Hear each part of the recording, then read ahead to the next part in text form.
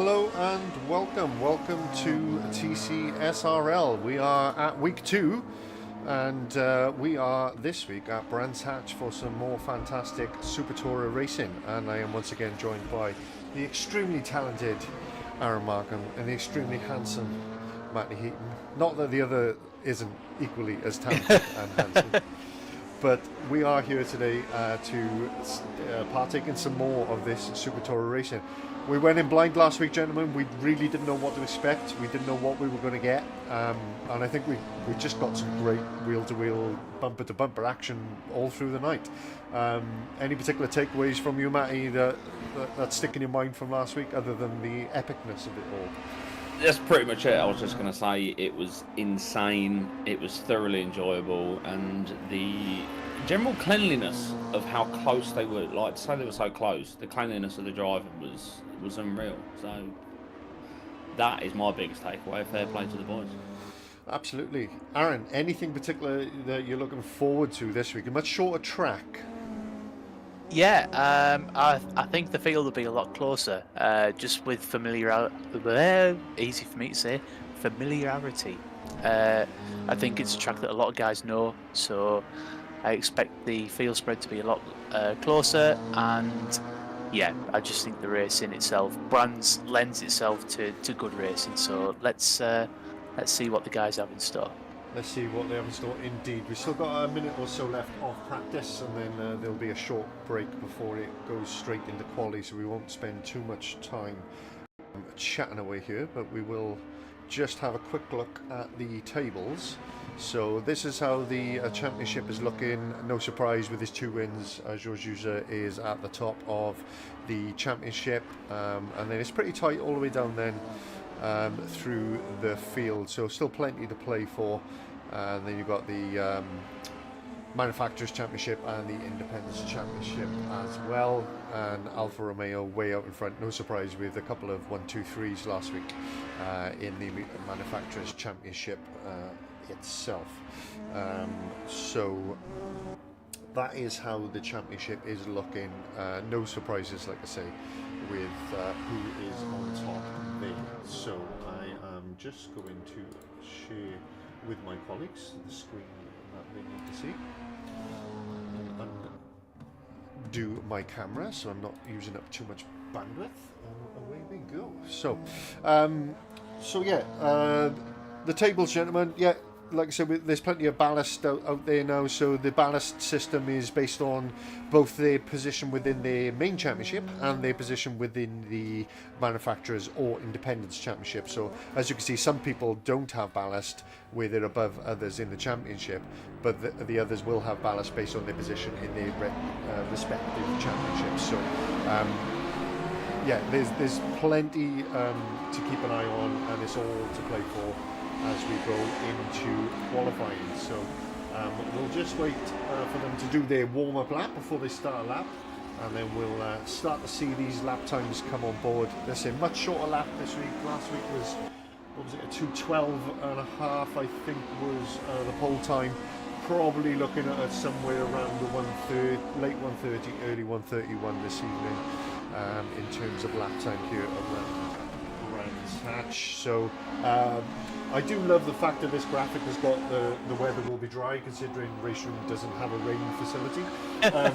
Always makes me chuckle. But the air temperature is 20 degrees, the track temperature 30 degrees, so won't take them too long to get some heat into the tyres.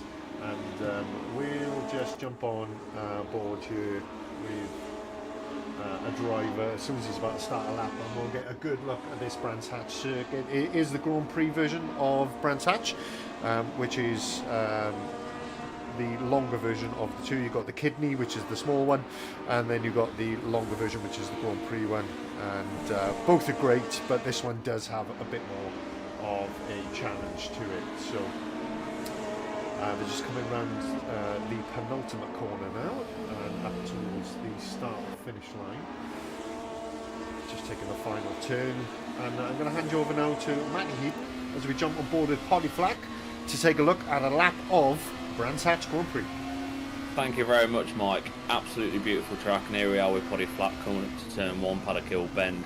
getting on the brakes, swinging it across to the right. If you can get a little bit of curb, helps you turn. If you go too far to the left, you are going to end up in that gravel. Coming up to Druids, getting on the brakes around that bridge, sticking to the inside as much as possible. You've got to be patient, if not you're going to be in trouble. Trying to get back across to the right hand side, ready for Graham Hill Bend. Again, track limits, it can suck you out to the right hand side on the grass. Now for me, coming up towards 30s here, it's a left-hander, it can be tricky. You need to nail this and get it absolutely perfect, because if you don't, you've got a very long straight down towards Hawthorns. You are going to lose a lot of time, and it can be really, really tricky. There's a bit of an elevation change here, but it doesn't make too much of a difference. Coming down, slight uphill bend, dab on the brakes, across to the right, very small amount of curb on the inside, plenty on the outside, use as much as you possibly can.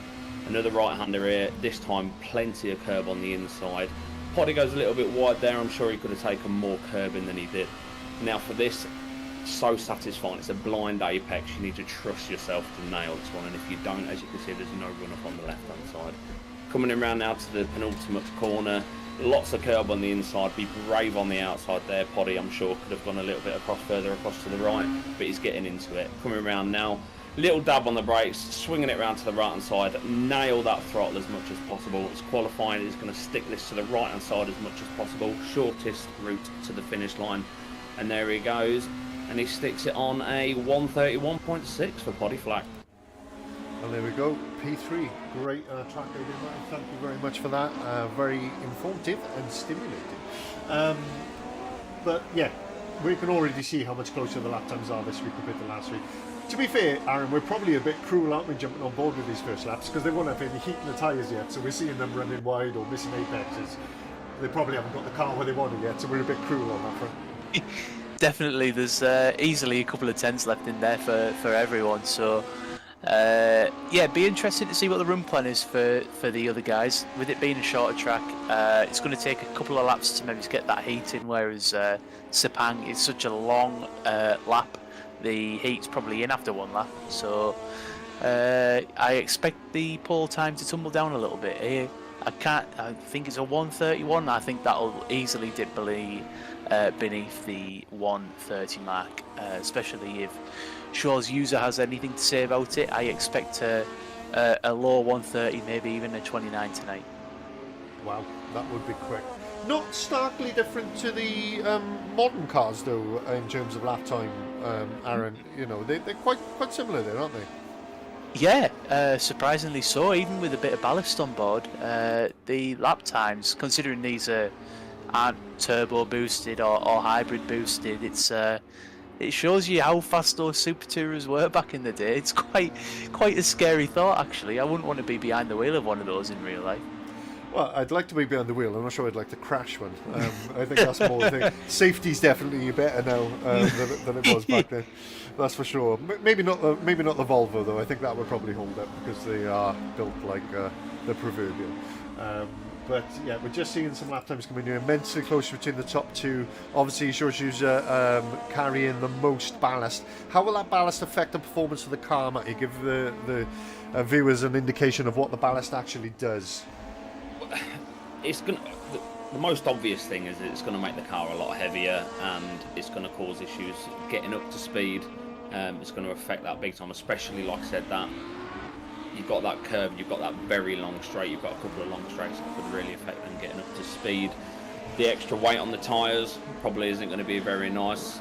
We had a couple of drivers we spoke to last week, and they mentioned the tyre wear and looking after the tyres, and it's only going to be made harder by having that extra weight on board.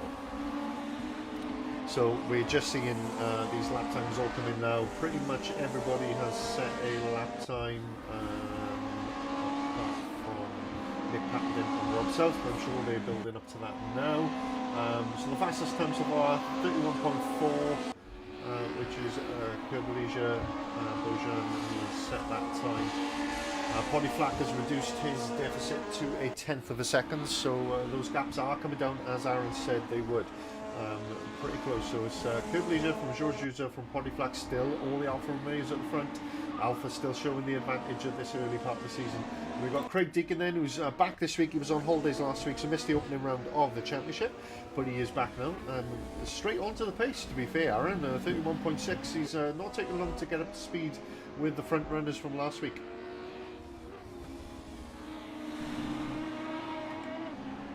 Do apologise, Mike. I had a slight interruption there. You will have to say it all over again. No, that's absolutely fine, mate. I was just saying Deke seems to be on the pace pretty quickly considering he missed last week, that's all. Yeah, definitely. I suppose there'll be a factor of no ballast in there. So, yeah, not a surprise to see Deeks up there. He's, we've raced with Deeks for a while, so. But to be faster than the likes of Stu Neal and Soki and Phil as well, that's it's no easy task. Obviously, like we said, by the fact there's no ballast, but yeah, that's a pretty solid lap. 2/10 off the leader, and I mean that gap hasn't really changed at the top of 8 thousandths away, so 31.4 hasn't come down yet, but still, even if it stays like that, great lap times from the boys. Absolutely. Just keeping an eye on Diggs. He's not showing his green for his first 2 sectors, so I don't think he's on a hot lap as such. He's probably just doing a bit of a warm-up lap, ready to go hot now. Yeah, it looks that way. So let's have a look at someone else and see how they are getting on. So this is Stu Neal, who was obviously immensely competitive last week, challenging for the wins. 3-way battle all the way through race 1 and race 2, and then battled his way through for a race win in the 3rd race. 14 overtakes, I think it was, in the end, which was extraordinary. We love to see it. So yeah, quarter of a second between these guys. Of course, the main benefit of a shorter track, Matty, is you get more laps in qualifying, and if you don't get it right, it's not as much of a burden, is it, to try and get another lap in a bit later on. Yeah, that's the biggest thing when you're on a big long circuit. Spa is the perfect example of it. You make a mistake at the start of the lap, you've then got to go all the way around, and you've got to use that time up in qualifying just to try and get around and get that other lap. And if you time it wrong, you're in trouble. You're going to be starting further down the grid, which nobody likes. Yeah, absolutely. Matt, you're coming through a little bit quiet, mate. So just thought I'd mention that. So just try and get a little bit either closer to your mic or turn it up a little bit. Just thought I'd mention that. And I'm coming through it all this week after a week of silence last week. I've actually, fixed the issue and turned my microphone on this week. So I'm not judging because I'm not in the place yet. But hopefully that's a little bit better for you. That is much clearer, mate. Much clearer. Yeah, just gone a little bit quiet. So. Excellent. So we are 5 minutes left of quali, and at the moment, Kirby's just sat in the pit, so I think he's pretty happy with his lap time. But he has set a faster lap now of 31.2. Which has opened up the gap. And Poddy Flack is actually second now. He's got so much experience here. He's been racing around Brands Hatch in sim racing for at least 5 years. I mean, I raced with Poddy first in the COVID years around Brands Hatch, so he's been racing around your donkey, so it's no surprise to see him back on form tonight and towards the top of the table. George using a lot of ballast, but he has still put that car in 3rd position. Deeks in 4th, like I said. Well, that's a wonderful view, isn't it? Marvellous. Don't know what the cameraman's smoking there, but that's not very good. And then you've got Stu Neal, who's currently in 5th. Shoki in 6th. Alves in 7th. Lawson in 8th. Rob South in 9th. And Carl Smith in 10th at the moment. Abramovich a little bit further back than what we thought he would be compared to last week, but may not be as familiar with this track as some of the other drivers.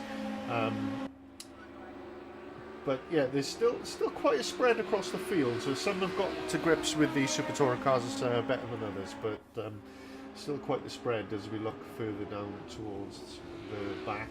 We've got Lava Lemon, who didn't make the first 2 races of last week, managed to come in during race 3, but he's made the start this week, which is great. He's in the Volvo. Sorry, I lost my train of thought there. And we've got Bill Campion, who is a touring car sim racing staple. He's been with us since the very beginning, and he's out there in the Alpha as well. And then George Vanastas, who said that he's not actually going to race tonight. He's just testing the car for qualifying, so I'm sure he'll hopefully be back next season. But he is just in the server as it stands. So we are just under 3 minutes away from the end of qualifying, and no lap times coming down particularly at the moment. Most of the top guys are in the pits now. George is still out there trying to find some time. Looks like he's on a sort of second warm-up lap at the moment, because he is 2.5 tenths down, sorry, in the first sector. So Stu Neal, let's see how he's getting on. He's a little bit behind on track, but not sure if he is on a hot lap or an out lap at the moment. It looks like an out lap because there is no sector times coming up for him. A bit of a gap then back to Shoki and Alves. So with it being a shorter track, are we expecting it to be much closer in terms of not just the lap times but the racing as well, do you think, Matty? I'm hoping so. It's in the touring cars, it's a track that you can certainly pass on. The cars are small and nimble enough to be able to go wheel to wheel and door to door without having too many issues. There are certainly overtaking opportunities. A couple of long straights into braking zones, so fingers crossed we can have some more unbelievable racing like we had last week. But Brands Hatch is certainly a favourite of mine, both to race on the sims and also to go and be there. As you know, Mike, we go every year to watch the British touring cars, and it's a phenomenal place. It is. So speaking of those overtaking opportunities, Aaron, what corners are we looking out for with regards to looking out for those opportunities for drivers? There's not an incredible amount. I mean, it's one of those places where every corner could be an opportunity, but really the main ones are going to be Druids and probably. Well, it depends on how brave you're feeling. You could do Hawthorne, but it might not be on. You'd need a really good run down the hill, basically. So the main one is Druids, but it's quite an easy one to see coming usually. You can defend quite well and not lose time. But yeah, I mean, we've driven here quite a lot now in times gone by, and the amount of times I've parked at turn 1 to make sure, turn 2 to make sure nobody gets past me on that inside is it's not really funny. It's just a case of slamming on the brakes and making sure no one gets past you on the inside. Indeed it is, and that is the end of qualifying. So it is Bojan Kurbalija who qualifies on pole position, Poddy Flack in second, George still with all that ballast managed to get it into third, but he will be tricky off the start with all that ballast on board, getting that car up to speed. Craig Deacon back this week, fantastic fourth position for him, Stu Neal in fifth, Ashoke in sixth position, Manuel Alves in seventh, Phil Lawson in eighth, South in 9th, Smith in 10th, and then you've got Papadim in 11th, Bradovic in 12th, and it's gone off the screen helpfully, so I can't see it anymore, but you got the idea. So we're just in the warm-up now, which is just a minute between the qualifying race, just to give the drivers one last opportunity to fiddle their setup, and grab a drink or quick toilet break, whatever they might need before they pop into the race. So I guess the biggest surprise for me from that qualifying, and it's not in a sort of insulting way, but it's just to see Craig Deacon up to speed so quickly shows he's been putting the practice in. So a stand-up performance for me from him, getting up to fourth position. Any other surprises or standouts from you boys? Obviously, I'm new to the championship, but I am really impressed with the fact that Georges User is still up there and only slightly off pole position with the amount of weight that he's got in that vehicle. The ballast is, well, I thought it'd slow him down a bit more than it has.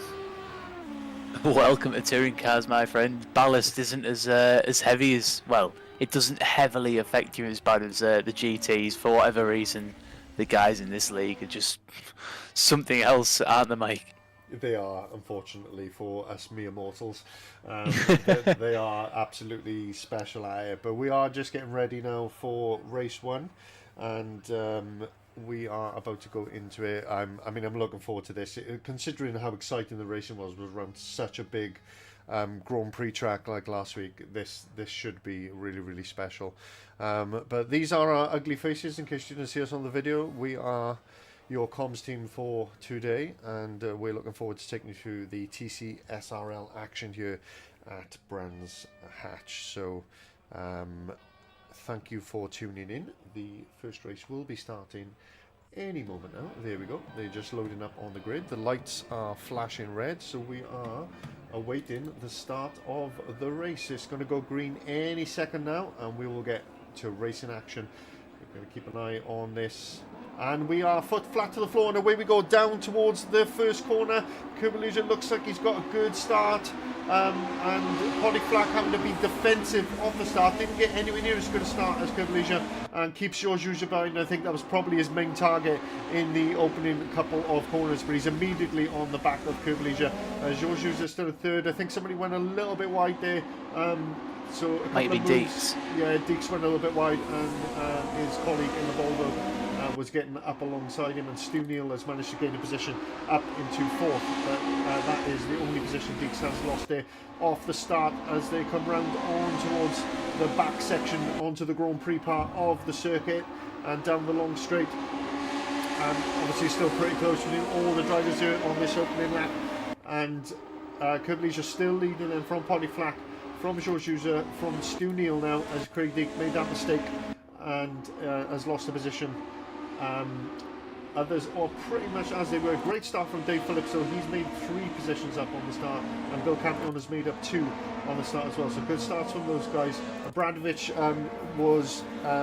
had an issue on that first lap. He's lost 7 positions and has dropped down to the bottom. And Ralastas has decided to race, so he is in the race after all. So back to the fight at the front, and I'm getting deja vu. I don't know about you gentlemen, but there seems to be 3 Alfa Romeos at the front, 4 even, fighting for the lead.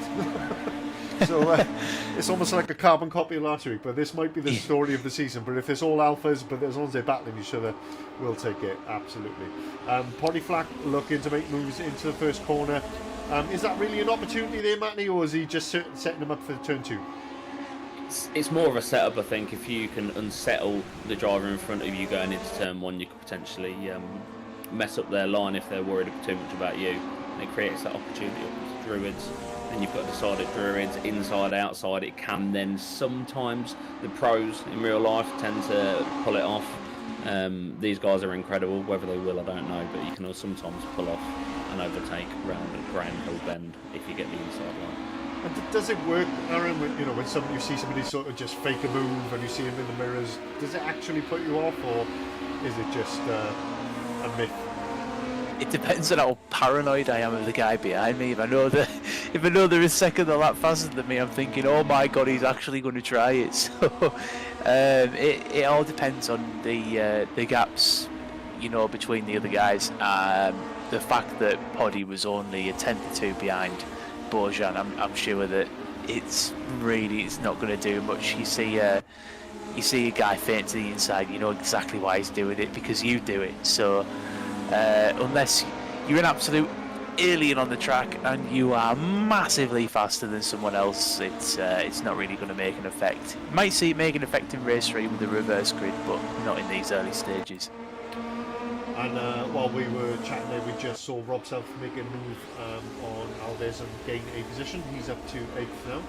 Papadin is pretty close behind Alves as well. Looks like Alves isn't able to carry that speed that he had in qualifying through into the race so far, under pressure from the guys behind. Carl Smith up behind the slot as well, looking to make moves, make positions. He's lost 1 off the start. I'm sure he'll be looking to remedy that as soon as he can. The front 4 are still in the order they were in. The Stu Neal has dropped off the back a little bit and is under pressure now from Deeks, who's looking to get that 4th place back.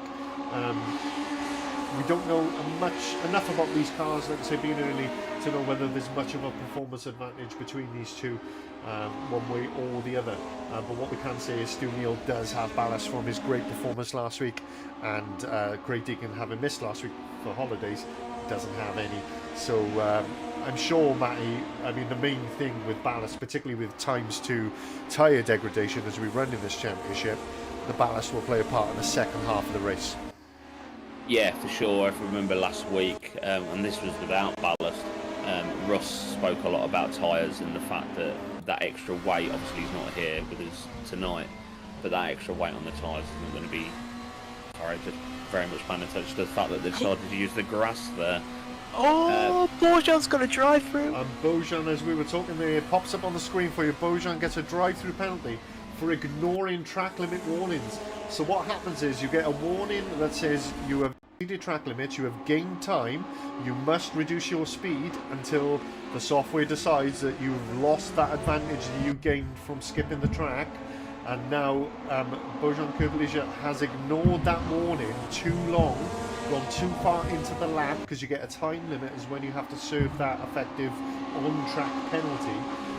And he's ignored it, and he's got the worst possible thing now, which is a drive-through, which is going to cost him probably 18-19 seconds and throw him right down the back of the grid. Absolutely heartbreaking. And I think he's even stopped fighting Poddy Flack now because he knows that is his race over, Matty. Yeah, it's going to be really difficult on this one to make his way back through. He may make a few places once he comes back out again. I mean, Abradovic has obviously had some troubles and he's quite far back. I think he's probably going to be alright, but I can't see him hitting the top 10, and if he does, fair play to him. Yeah, that's we've all done it, I guess, Aaron, particularly in this software with those penalties. Sometimes you don't see them. I remember one race where I hadn't turned it on just to come up on screen and tell me, and then I finished the race in 7th and wondered why I was last in 20th when I crossed the line, but it's because it hadn't come up. So I mean, it could just be a genuine error, but there he is going into the pits to serve that penalty. But what that means for Poddy Flack, who had a bit of a disaster last week, he got taken out in the first 2 races and had a bit of a nothing race 3. He's leading the race, nearly halfway through. It looks good for a win. Yep, I hope he does. Fan favourite, Poddy Flack, definitely a favourite of mine. Sorry, but not sorry. No, we have no bias, but on this occasion, I do. I hope he wins. He deserves it. Feels like it's been a little while since Poddy won. So, Branzach, shame it's not Snetterton. It's not his local, but I think he'll take it. I think he will take it. He's a big British touring car fan. So, as I say, he's been racing around here for a while, and yeah, it's great to see him back. To be fair, he commented last week after. There's another drive-through for Kurbalija for speeding through the pit. Yeah, I was just going to say it's popped up. He's, I think, he's retired from the race. He's speeding in the pit lane, and I've just noticed as well that Abradovic has been DQ'd as well. Oh, it's not a good time for colleagues from Serbia, but it is what it is. To be fair, sorry, I was saying that Poddy said after last week's race, look, I entered this race, I had no practice. I will get to practice this week, and I will be back towards where I want to be. And he's proved it, so he's put his money where his mouth is, and he's done the job, and fair play to him. But that's it, it's far from over. We're only just over halfway through the race, and he is leading from George User. Looking at some battles further down now, we've got Nick Papadin, who is fighting away with Manuel Alves still. Manuel Alves seems to have found a bit of pace now, because Papadin has not been able to find his way past, but he has dropped 3.5 seconds back from Robert South, who overtook him a couple of laps ago. 2 places made up for Robert South. Good start for him. He was the same last week, Matt. He seemed to qualify a bit further back, but then had really good race pace, Rob, and it looks like he's on the same kind of form this week.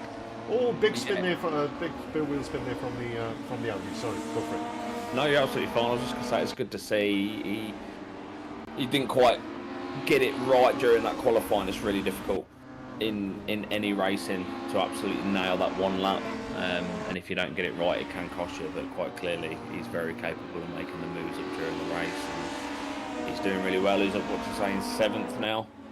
Fair play, and hopefully that battle behind him keeps them away from him for the next 6 or so minutes.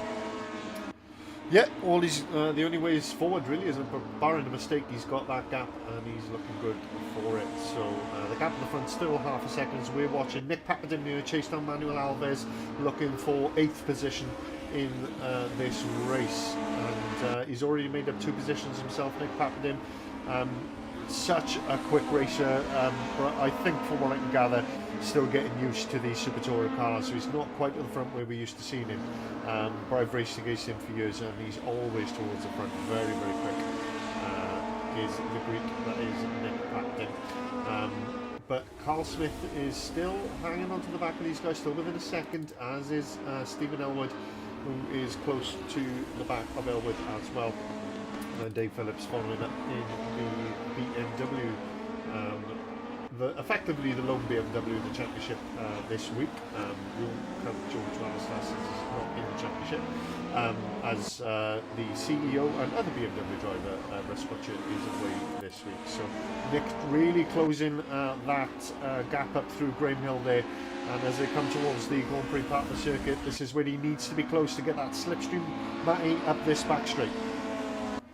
That's exactly it. It's a long straight down there, and that's for me on this track. The biggest worry is nailing that corner, because if you don't, you are in trouble coming up here. It's not a particularly easy overtaking spot, but it is doable if you get the good drive, or if you manage to deep the driver in front of you into making a mistake, which is, I'll say it's happened to me. I've been absolutely done on that corner, so it's doable. Do you actually look to make an overtake down here, Aaron, or is it a case of using the slipstream just to stay close enough to make an overtake, perhaps into turn 2? Jesus, an overtake into there is brave. I mean, I've been side by side through Dingle and it is terrifying. Just use that slipstream, stay close, and if you can't make a move into Druids, that's fine. Just be patient. Bransac is the type of track where you really, really can't rush it, otherwise you just leave yourself wide open to other people. You slow down so much, you actually lose less time being a little bit slower behind the car you're trying to overtake. Absolutely, we see Nick Papadin being proper close here. Is he going to have a look up the inside? I think he's a little bit too far back. He is, but you can see he's more confident under the brakes. I think he just hasn't got enough straight line speed really to get a move done. But he's clearly more confident on the brakes. You can see he's braking so much later than Manuel Alves. So it'll be interesting to see over this last couple of minutes whether he can find that bit of extra speed he needs. I mean, the Alpha looks like a faster car overall through the field, but it'll be interesting to see if he can get that done. But you can see he's taking different lines, trying different braking points, trying all that he needs to do to get past this Volvo in front of him, but it is not happening for Nick Papadin at the moment. And what it is doing is allowing Carl Smith in that Audi to get that little bit closer to these guys as well. Pontiflac's opened up the gap, it's doubled the gap in fact, it's now over a second out in front, and Stu Neal 2 seconds back, and Craig Deacon 2 seconds back from that. So barring any big mistakes, that's your top 4. I will say Suki though and Phil Lawson have closed up to the back of Deeks, so it looks like Deeks getting a little bit of tyre wear in these last few laps now. He's dropped off the pace a little bit, perhaps pushed a little bit too hard in the opening stages, and it's now Shoki and Lawson putting him under pressure. We'll keep an eye on that, but we go back to this battle with Nick Papadin putting the pressure on Manuel Alves, looking to overtake the Portuguese and gain that extra position, these extra points, of course, in the championship, both your overall championship and your respective championship. So it's very important to get these overtakes done where you can. But again, he stays just under a quarter of a second behind, can't get the move done. And Carl Smith is just there smelling blood. I mean, in this situation, I'll be honest with you boys, I sit here just hoping that the other 2 in front make a bit of contact, nothing serious, but just enough contact to give me the opportunity to go through. I don't know if you feel the same, Matty, but I kind of smell a bit of blood sometimes, and then I'm like, if you 2 hit each other, all great for me. That's Charles' music playing. That's exactly it. It's one of them, like, you've got to try and be patient. It's easier said than done, especially when you come down to the last minute and a half of the race. You're just trying to. Sorry, I thought I'd just stop there. It looked like I potentially had a run on him on the inside. Oh, but he has made this could be for Carl Smith. Yeah, he's made a mistake in that. Yeah, he went up for it, made the mistake, hit the curb, forced himself out wide, and as you say, Aaron, Carl Smith takes a position. Yep, I think this is where ballast is going to start having an effect, you know. you were commenting on Nick not quite being able to get the slipstream. Don't forget, he's probably going to have a couple of kilograms on board, and that's maybe just enough not to give him that run up the hill. Yeah, absolutely the case. Yeah, very, very good point. But he is now already making a move back on Carl Smith, so it looks like that Audi is slower in a straight line. He had a great drive out the final corner, and there he goes, Matty, through back into the position that he's just lost. But it's not over yet as Carl Smith takes the inside line, makes the move, but he's running a little bit wide, and there's a little bit of contact. But once again, it's the switchback, and Nick Pappadin gets that position, and I think should keep it. No, great drive from the Audi on the inside. Oh no, he just loses out again. Yeah, it does look like he doesn't have the straight line speed. Sorry, Matty, come in. No, you're absolutely fine. I mean, while this is going on, you've got Manuel Alves. It's just eking out that gap little by little, just in front of him, and he's going to be loving it because it means that he's got an easier last lap or two. Yeah, it was just that mistake from Nick, but I mean, I'm glad he made it because it gave us some fantastic entertainment there. It was brilliant to watch that, wasn't it, Aaron, side by side through those 3 or 4 corners. Absolutely, I can't believe 15 minutes has flown by. It doesn't feel like it's been 15 minutes at all. It doesn't. Been a brilliant race, focusing on a couple of the battles, but look at this. Clean run to the line for Poddy Flack. I am sure he is happy. He's flashing the lights, and that is P1 for Mr. Flack. P1 it is. Georges User with a brilliant second. I got a feeling that would have been a close race for Curb Leisure if he hadn't made those track limit mistakes, but he did. Studio comes across to take the final podium position. Craig Deeks in 4th, Shuke in 5th, Lawson in 6th, Rob South in 7th, Manuel Alves in 8th, Nick Papton in 9th, and Carl Smith has dropped back a little bit now, but finishes in 10th place. So we'll just wait for the standings to come up before we cover the other drivers. Just waiting to see who is waiting to finish. George Stats at the back, just waiting for him to cross the line and get the official stand-ins up, and away we go. So that was once again absolutely brilliant. We covered the top 10 there. Elwood in 11th, made up a couple of positions. Phillips made up 3 positions. Derek Neal also made up a position. He finishes in 13th. Foster in 14th. Campion 15th. Then in 16th. Radistas 17th, and then our 2 Serbian friends who have either not finished or been disqualified for track limit issues. Massive shame for them too, but hopefully they'll come back stronger. Race winner, Poddy Flack. Fastest lap, shows User. No surprise. No surprise, but had it over 1 lap and not over the race enough to challenge for the win. So that's interesting to see that the ballast is working. It's giving the other drivers an opportunity to fight for the win. So that is at the end of the day what we want to see. Reflections after that one, gentlemen.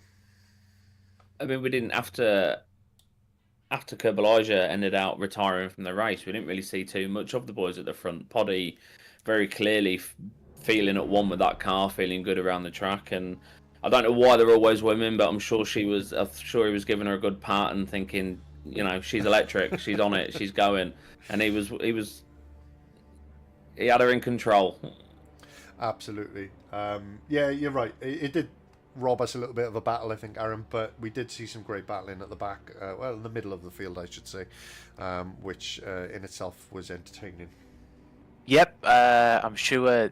To be honest, by the looks of it, the field actually looks like it's in the right order, doesn't it? I mean, Nick maybe could have been a little bit further on, but at the end of the day, that sort of area of 8th, 9th, 10th was right. So good to see that all the lads are racing pretty cleanly, which is obviously what we want to see from a stream standpoint. Unfortunately, no 3-way battle for the lead, but you never know. You never know what's coming. I'm sure that a lot of the guys will be keen to see what numbers reversed for race 3, so we will stay tuned for that. No one with us quite yet in the driver. Oh, right on cue, we get a wild selfie. How we doing, boys? Not too bad, bud. Not too bad at all. Didn't seem to cover much of your race there, as we are about to do the reverse grid. Mike, would you like to do the honours and get the wheel under it? We will. We'll just get this done, just so we can get the information over to. Well, that's actually you who needs it, isn't it? I was just thinking getting over to us, but it's not here today, Z. So we'll just do the old spin of the wheel. So we've got 9 down to 19 in the pot. They have been randomised, and we will see what number we come up with. So let's spin that wheel. This will determine the starting grid for race 3, and it is. Ooh, it's 11! So it's number 11, so whoever finished in 11th position will start on pole position. And from there, the grid will be reversed. Anybody lower than 11th will start on the position that they finished. So number 11 is fantastic. Great stuff. Right, let's get back to our driver in the box and have an interview. So gentlemen, any questions for our attending driver? Sure, I'll step in. So, completely different track to Sepang. One that obviously a lot of the drivers are familiar with. We've obviously seen a lot closer in the qualifying. Do you think the reverse grid will be as entertaining as last week, or do you think it's going to be a bit more processional with it being Brands Hatch? I still think that the top boys, they'll be able to come through. There's overtaking points, and you just got to be so on it out the back. And if you're following like Shaw's, Poddy, Stu, they are so quick out the back. So any one little mistake, and they're at the inside, and they'll take it on up to that blind right before you almost come back on yourself. Yeah. It's so, yeah, you just got to really throw it round out the back. But with weight, I'm struggling a little bit, but they don't seem to mind it. Used to running on every car they drive, so. It's funny, isn't it? It's always been like that. Some of the guys you chuck the ballast on, it's like it's not even there. And some of the others tend to struggle a little bit. I know I didn't struggle with light ballast, but more towards the heavier end, it did like make a difference. So I've been there and got the t-shirt, sadly, but it is what it is. It's all swings and flows in this championship, and I'm sure there'll be rounds where you're lighter than what you are now and heavier. So it is what it is. But to be fair, how are the tyres holding up? Is everything looking normal from a touring car standpoint, or is there anything that's majorly different? Not really. Just had to work hard the first couple of laps to try and get past Alves. I think was just slightly out of position. Once got past there, it was just sort of look after him the best I could. I still had 50% front on offside front and about 38 near side front, so still low. I think Poddy, when I was speaking to him yesterday, he was down to like 28, so I don't know how he was surviving up front. Yeah, barely. Yeah, it's very interesting. Yeah, absolutely. I mean, I can't remember what it was like for us at Brands. I can't remember. I do remember tyres sort of, especially the front especially, getting murdered, but it felt like that everywhere we went. So it wasn't too dissimilar. But I didn't think it was like a massive tyre muncher. But by the sounds of it, it is. I think where this is different is that the tyres that we run are classed as a soft. Right. In the TCR, with classes running a hard. So. Got you. That's probably where the discrepancy is. Right on cue with the tyre graphic. That's brilliant.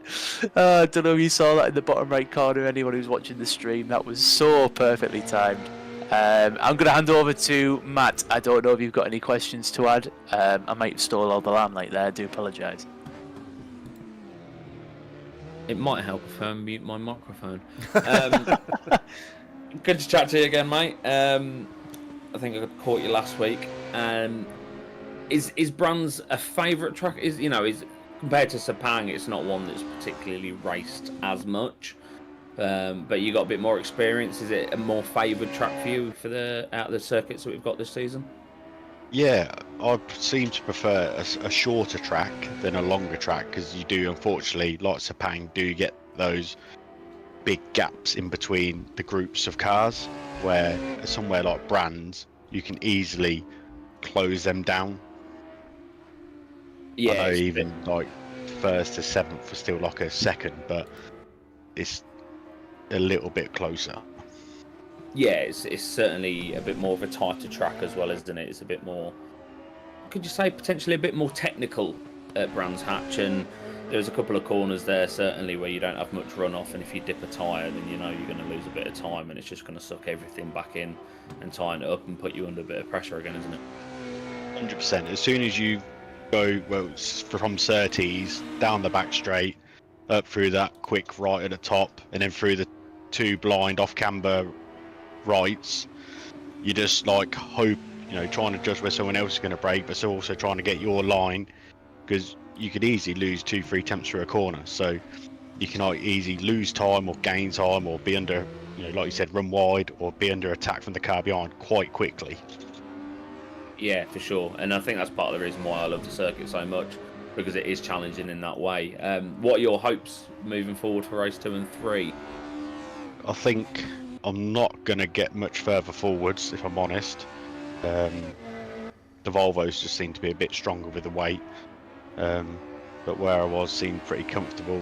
Didn't have to worry too much about behind. But you never know. Anything could happen. We've got Kerbalesia coming from the back this time, so we'll have to see how far he gets up. That'll be an indication of how well the reverse grid will work.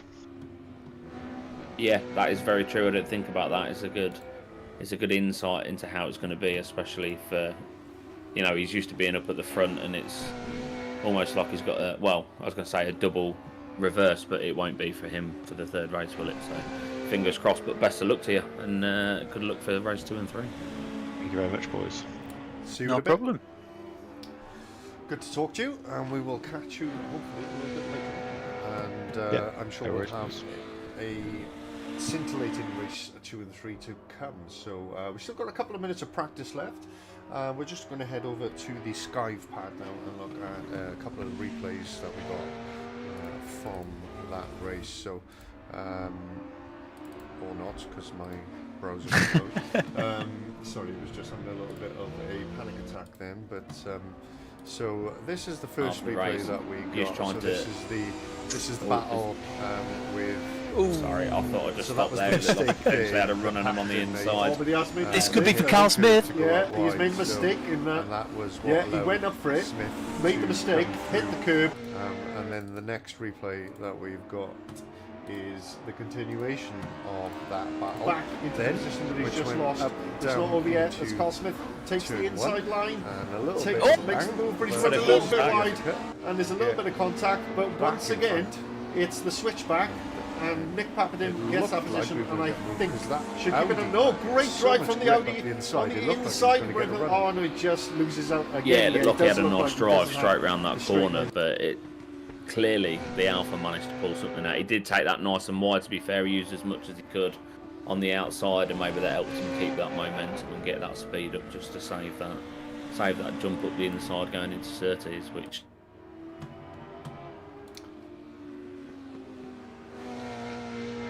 gets an option.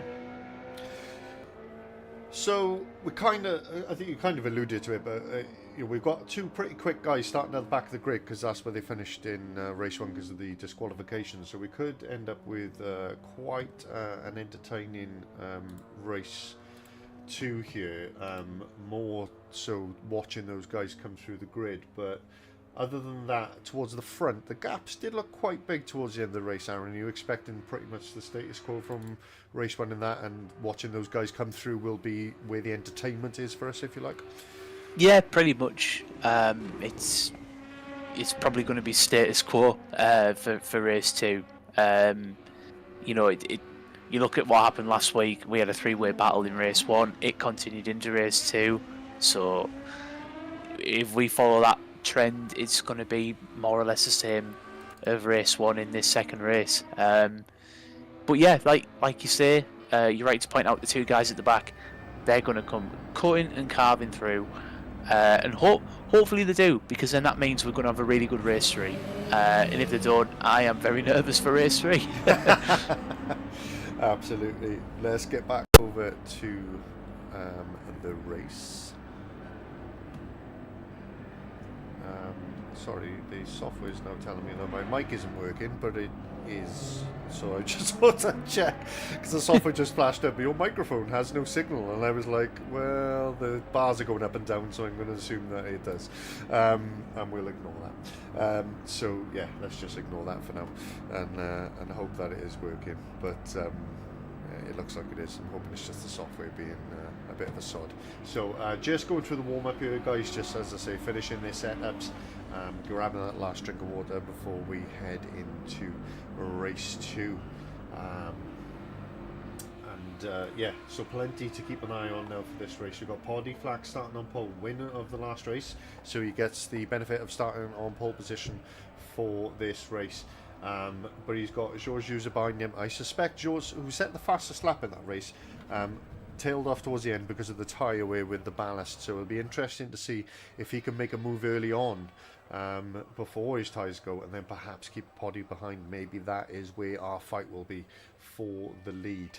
And then we've got a very quick Stu Neal in third, Craig Deeks in fourth, who had a great opening round for him, having missed last week.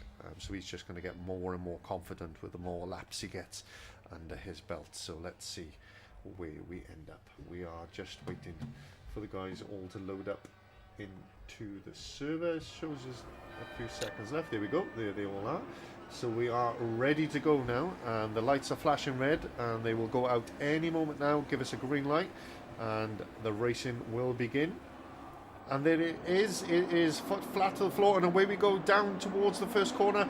Good start from Poddy Flack, better than what he had in race 1 actually, but a good start also from George, who manages to keep up close behind him. Stu Neal is still in third, Deeks in fourth. Great start by Carl Smith. Again, we're seeing that Audi absolutely lightning off the line. 3 positions made up off the line there from Carl Smith. Fantastic stuff. Shoki and Phil Lawson ahead of him. Papadin has gained a position as well. No, he hasn't. He's lost it again. Battling already. Papadin and South all around Grimswell Bend on this first lap. There's a little bit of banging going on in the background there with the Opel. It's a Vauxhall, not an Opel. But that's battling away with the BMW and the Volvo of Manuel Alves, who's lost 3 positions off the start. A little bit of a nightmare start for him. Dave Phillips then is in the BMW, followed by Daniel in the other Opel. Kurt Leisure is up 3 positions already. It looks like Abramovich has not entered this race, so we don't have it. Just an FYI for those watching.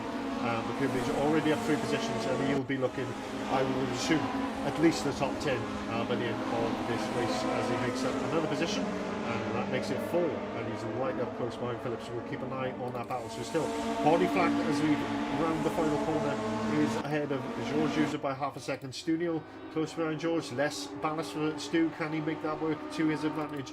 Then you've got Craig Deeks, who's under pressure from Shoki, and Phil Lawson close behind him as well. And then you've got Carl Smith, who had a fantastic start. Will we see that pace fall away as the race goes on? We will see. And then you've got Nick Papadin. So I think we missed a move there, and we have as Phil Lawson making a move. And Joki got past Phil Lawson, and Phil Lawson was trying to come back past. So I'm going to save that replay, and we'll take a look at that later. Sorry, Side by side into 30s. Absolutely fantastic, close racing, door-to-door banging stuff. Absolutely brilliant. But these 3 are battling away at the moment for 5th, 6th, and 7th place. Proper close racing already in this race, Matty, and we've carried on as we left off. It's fantastic to see, absolutely brilliant. Kerbalage's had an absolute supersonic start, and he's going to make his way into that midfield battle already. Looks like George Users, he was hoping to get past him, obviously, but he's going to have to be patient now. He's going to have that patience and see if he can try and draw Poddy in at the front. And yeah, see how it goes. Indeed, we will see how it goes, but we are seeing Jockey try and make a move on Phil Lawson here. He's got the inside line as they head up towards turn 1, and it's going to be close, but I think Phil Lawson is just going to hang it around the outside. It's going to be super close, but Jockey absolutely sticks with it, manages to hold it, doesn't make contact, up into turn 2, later on the brakes, and gets the move done and around, but this won't be over yet as Phil Lawson will look to come back into Graham Hill, and he just can't do it, hasn't got the pace. Great racing there, Aaron, from Shoki. Yep, as ever, he's one of the cleanest guys, and so is Phil. And something tells me that the two Volvos will be doing this lap after lap. Well, let's hope that's the case, because if they're just going to slipstream each other and keep overtaking each other, then we'll take that all day and any day. And Nick Papton has got past Carl Smith and back on all their door-to-door as they head through the right-hander. And Papton Phil Lawson now behind Shoki again and just slots into place. Again, the drivers all mixed up here. Carl Smith has dropped behind Nick Papton while we've been watching that battle as well. Watching Kurt Legion now as he battles his way through the field. He is already in the top 10, has already made up 7 positions in the first 4.5 minutes of this race. He's going to be looking to make a move here. Elwood not giving him any room on the outside there, so he's not making it easy for him. And keeping an eye on the gaps to those battles ahead as well.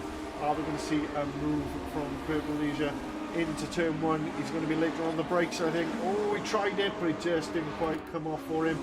And now we see Phil Lawson going up into turn 2 again. And I think you were right, Aaron. We are going to just do this lap after lap, but it's keeping the two drivers behind them absolutely in touch as well, Aaron. Oh yeah, I mean, this is it. You just open the door to other people, but the fact that they're side by side, I thought we were going to go 3 wide for a moment there. We still could. But yeah, the fact that they're side by side, it means it's blocking the other 2 guys behind going for a run. I mean, this is absolutely insane, isn't it, Matty? Just how close these guys can race lap after lap. It really is, but I noticed there that I'm not sure, Shoke behind, he didn't get a great line through that because he was side by side at the start of it. It did look like it was going to potentially compromise him a little bit to puppet him and Smith behind, but luckily he managed to hold them off. It's a difficult place to overtake, but it did look like he was slightly compromised coming out of Surtees.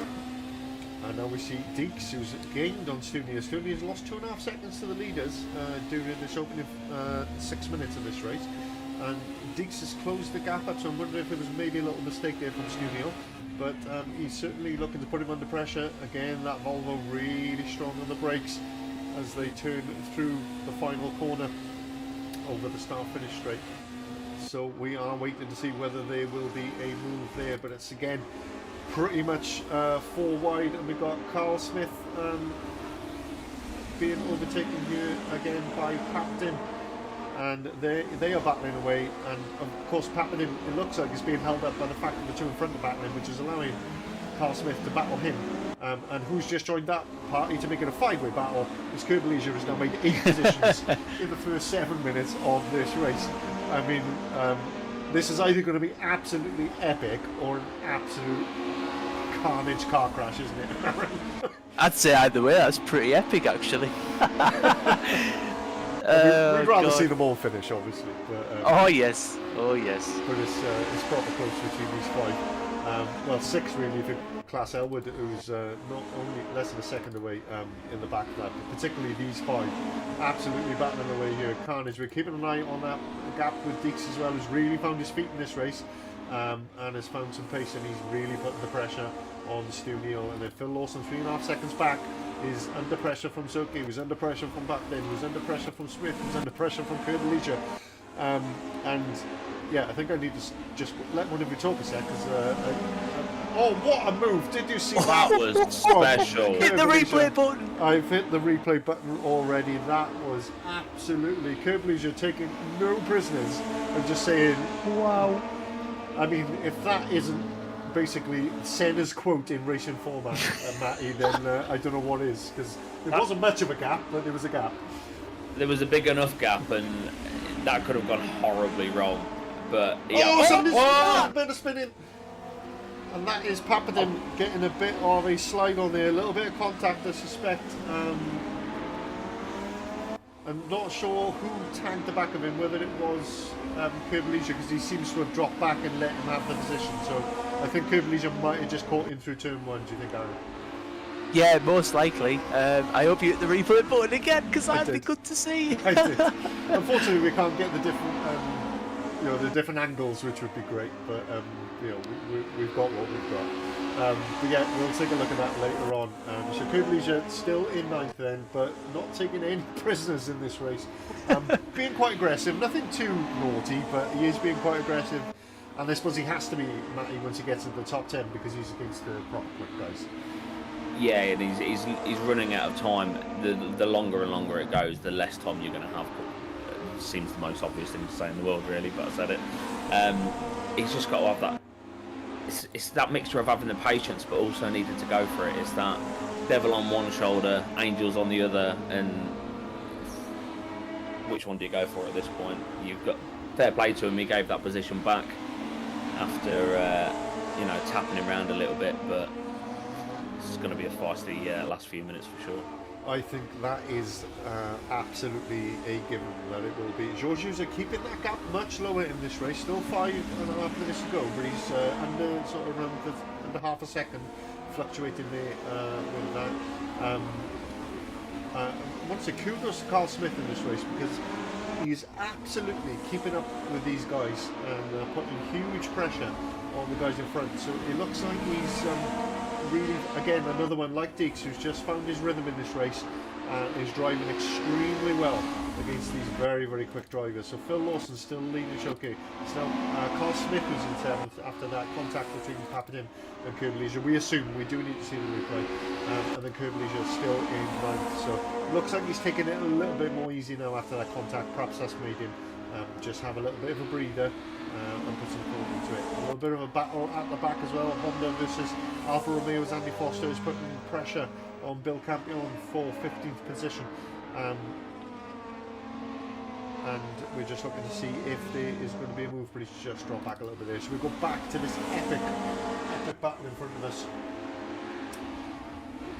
In front of those guys, and still a 5-way battle for effectively 6th position. The entire gap between these cars is less than half a second. That is how close it is. It is absolutely insane. It's fluctuating a little bit up and down, but absolutely insane racing from these guys. But Phil Lawson is dropping back and back and back from the guys in front, and it does look like he's a little bit of the old cork in the bottle, Aaron. I don't think Aaron's there, but I'll take it away, Matt. Sorry, I can't see you guys while I'm commenting. No, so. that's absolutely fine. I think Aaron's gone for a comfort break, but he is that plug, absolutely. But at this point, the gap in front, they're half a world away from the guys in front, and I think as soon as they potentially can get through him, we'll see that time drop. But I don't think they're going to have enough time to catch him. So. Just got to enjoy this battle while it lasts. Absolutely, I think, barring again any mistakes or disasters, that top 4 looks pretty solid. So this battle for 5th position now, 5-car battle for 5th position, is just starting to stagnate a little bit as people start to struggle with their tyres. They're getting a little bit tired towards the end of the race. Track limits may be an issue, or they might not have many incident points left, so they have to start taking it a little bit easier. But it's proper close, side by side stuff through here, side by side by side. It's absolutely brilliant. And Shoki, Carl Smith, of all the people, has been the one to come through that. And Phil Lawson, who was leading this, is now at the back of that pack. And Shoki is now leading from Carl Smith.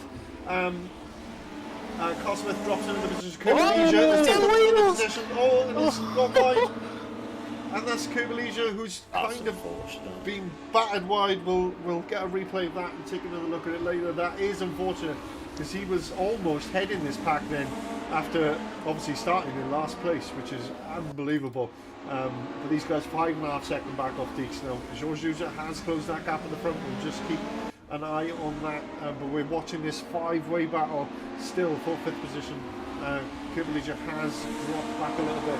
I mean, with those battles, actually, it's almost a seven-way battle now with the timings, but it's still pretty much these five, I think, that are going to pull away from those cars behind. So it's now Shoki leading from Papadim, from Carl Smith, from Lawson, from Kubalija, and they've all been in different positions within that 5 hour within the last 2 laps.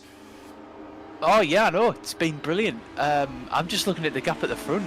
User to Poddy is 0.2 seconds and Stu Neal's 0.4. It must 0.1 now for User. It must be mega close out front. It is mega close out front. It's just been hard to pull our eyes away from that 5-way battle. It's just been so entertaining.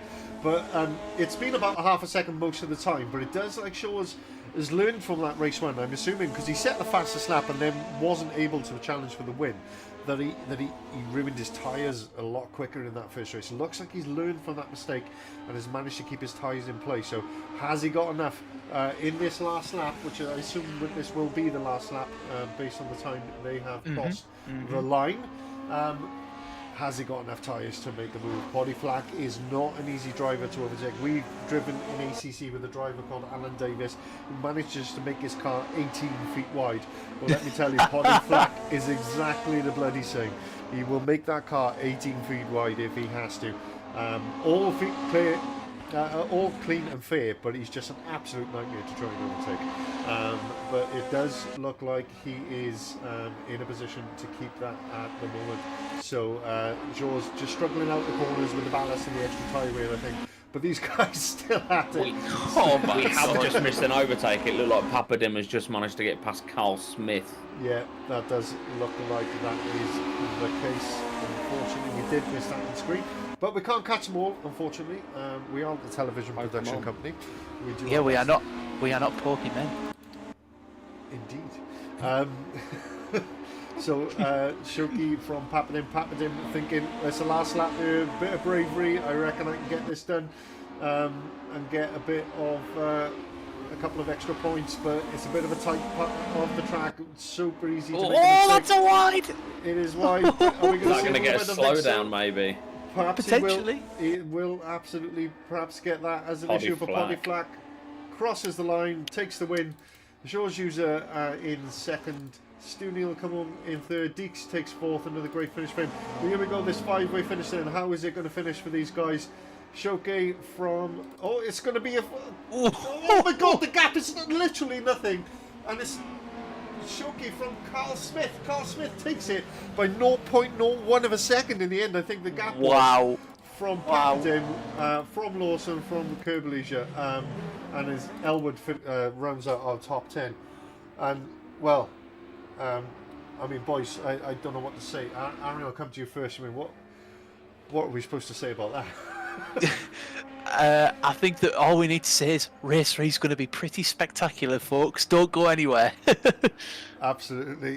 Poddy Flack, race winner, Shaw's User with the fastest lap again. But Poddy Flack much closer in lap time that time, actually. He gained 2/10 on his lap time from the first race. Yeah, Matty, any particular takeaways? I mean, that was just insane racing particularly from those 5. It really was, and I can't remember who it was. I want to say it might have been Carl Smith who got up onto 2 wheels and bumped Kubalija out. It was. I'm just hoping that Kubalija saw that that's what it was, and that he doesn't feel like he was run off maliciously, and hopefully he knows what happened and he doesn't look back in anger. But interesting on this screen that Kubalija did not set a valid lap in the entire race. Wow. So he must have been on the verge of with points and track limits and contact. He must have been so close to getting a DQ again, but didn't set one valid lap. That means he went off track at least once every lap. But that's how hard he was pushing to try and get through, which is crazy. But yes, it is what it is. Absolutely brilliant. So here we are. We are back on camera, gentlemen. It's gone to a practice server, so I'm assuming they're just resetting the server for race 3. So that's not That's not normal. Oh, I was going to say there was a warning there to unmute your microphone, and I severely panicked. Yeah, that's the one I was on about. It keeps coming up and telling me that my mic isn't on, but it is. But I'm thinking it's because I'm using this microphone for the stream and this microphone for you. So I'm thinking, I'm wondering whether it's picking up the wrong one. But I do keep checking it when it flashes up, and I believe I'm making noise. But that's the hope anyway. Yeah, okay, let's jump into the Skypad and then let's have a look at those replays. And while we're waiting to see if we get any drivers to join us, I think I caught a couple then. Where are we with time wise? So it would be. So it would be, sorry, I can't remember which ones are from race 1 and which ones are from race 2. So first up we've got this one, and I don't know what they are because they just say there's a generic one as well. So this is a fantastic start. Will we see that pace fall away as the race goes on? We will see. Then you've got Nick Pappadin. So I think we missed a move there, and we have still Lawson making a move. And Joki got past the Graham Hill, so great to see overtakes, and we are getting plenty of overtakes, aren't we, gents? Which is fab. Yeah, a little bit more than race 1, has to be said, but we're not going to say no to that. No, it's a tricky track in places. It can be quite tight, but quite clearly these touring cars don't mind going side by side. And it's that thing that I mentioned before. The lines through Druids and Graham Hill Bend, you can get past him, but then you're exposed to Graham Hill Bend being on the outside. Later on the brakes, and gets the move done and around, but this won't be over yet as Phil Lawson will look to come back into Graham Hill, and he just can't do it. Hasn't got the pace. Great racing there. We're part of that epic 5-way battle, Matty, that we saw throughout that race. It was just go back to last week. We had unbelievable battles for the front three. We had unbelievable battles a little bit further back.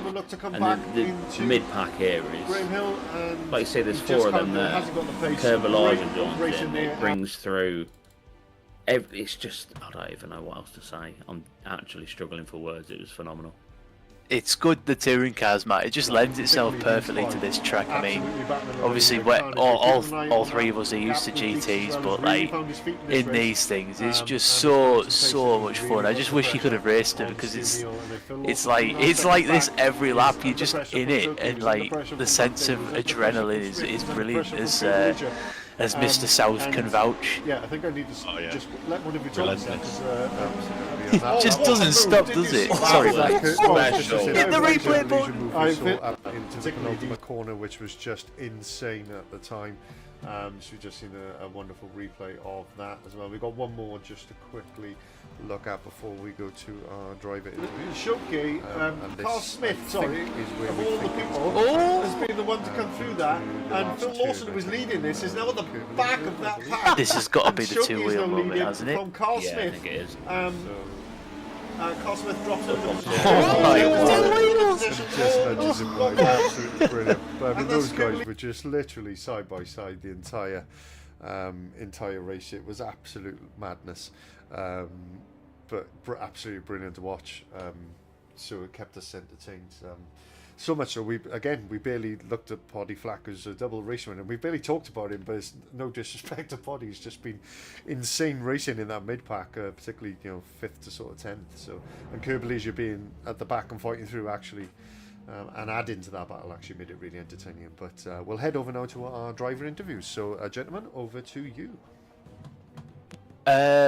Well, Southie, surely you must be angry you're not in on all this midfield action. It's absolutely crazy from like 5th to 8th. Oh yeah, just kicking myself over a mistake. Ran wide through the gravel in the final turn, lost 3 positions, and I was like, oh my god. And they all had the toe. Yes, that's it. You're gone. You're dead, aren't you, in this league when you lose the toe? The Vauxhall isn't known for its straight line speed, but because it was just quick enough in one of the car's toe, it was almost impossible to even, especially with the weight I had, I just couldn't catch at all. Even though they were fighting really hard, I kept looking up and going, I don't know how I'm catching all these because I just felt so off the pace. Well, I mean, I'll ask this, but I'll get Matt's thoughts on it as well, sort of following it up. Surely you must fancy yourself for a good reverse grid position here. You could even see yourself as a race winner.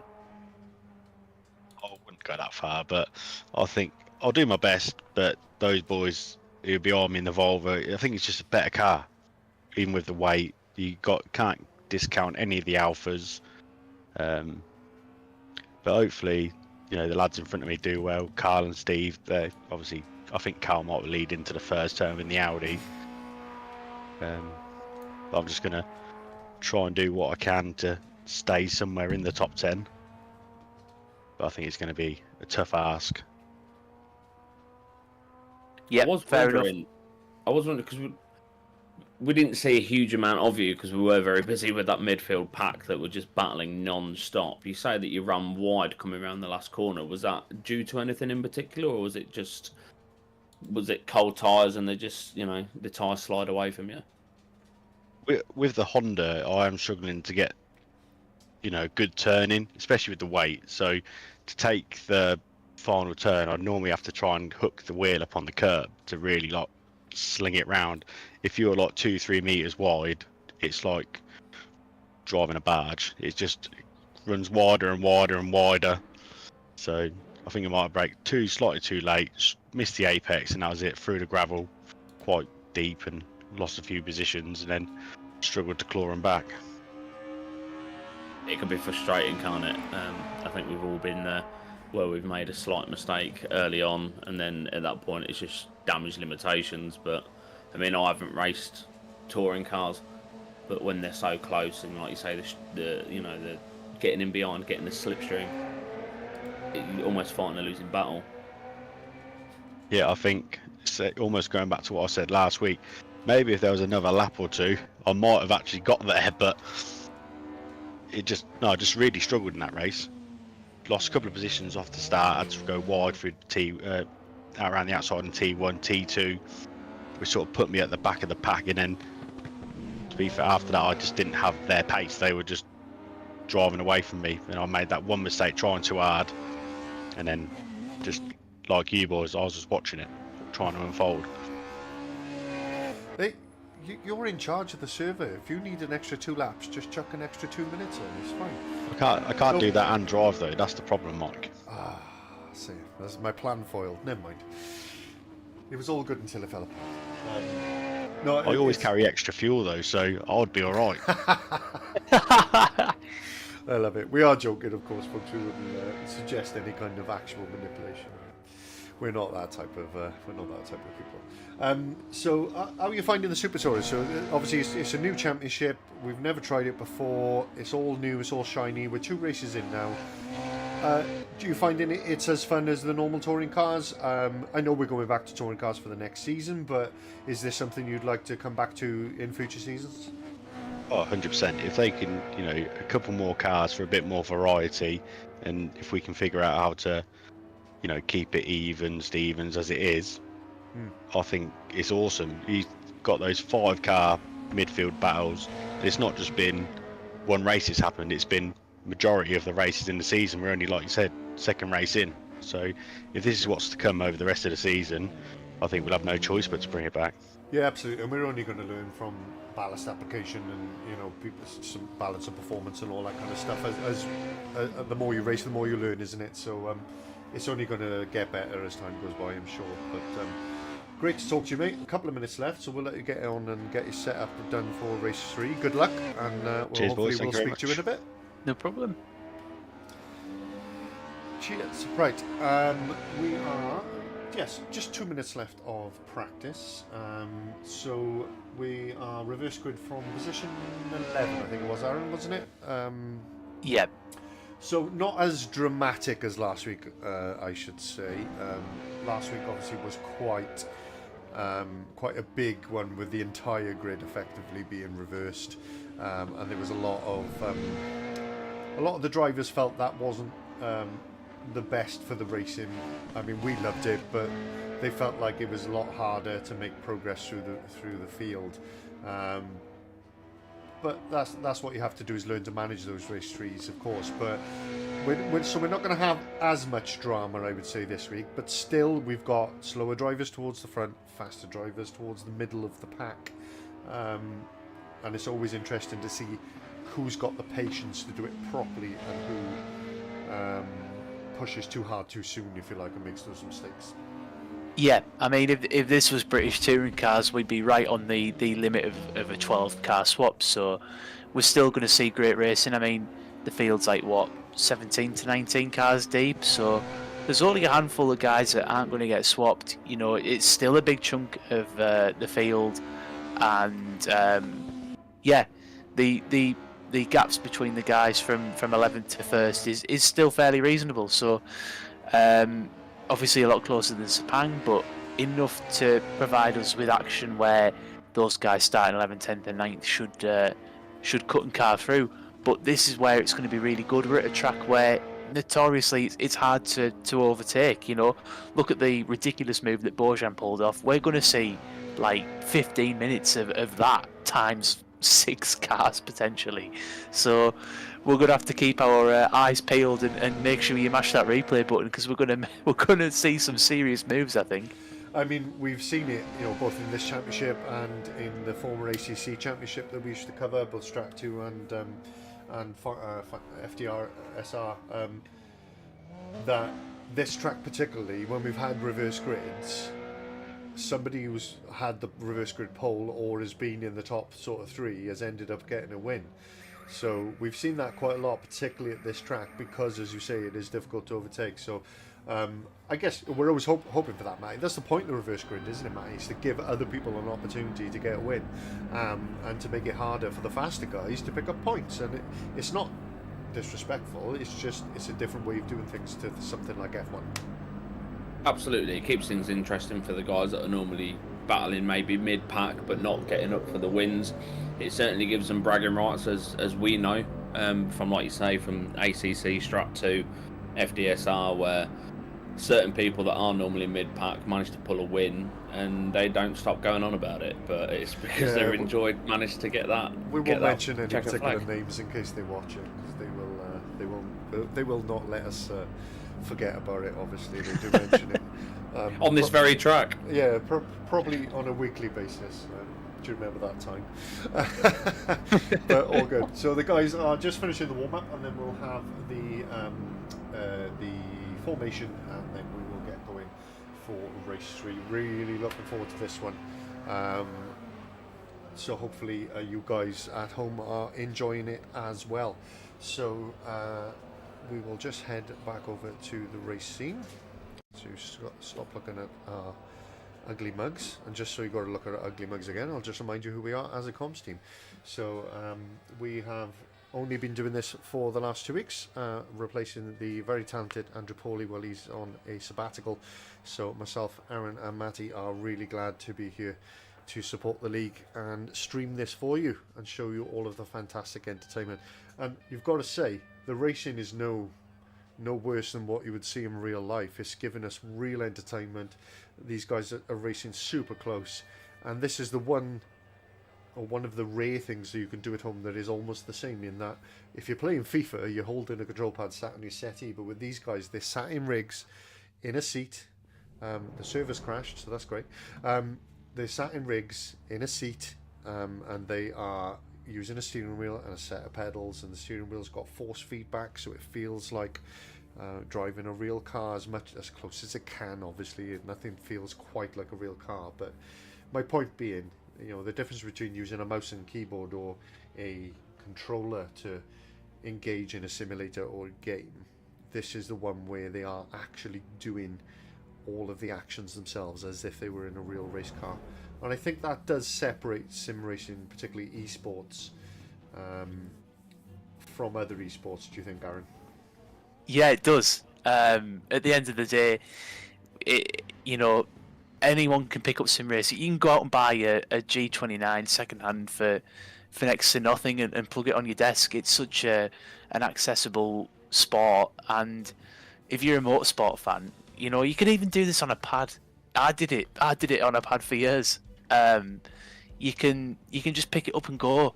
and there's always a league out there for someone. It doesn't matter how good, how bad you are. There's always going to be something to race for.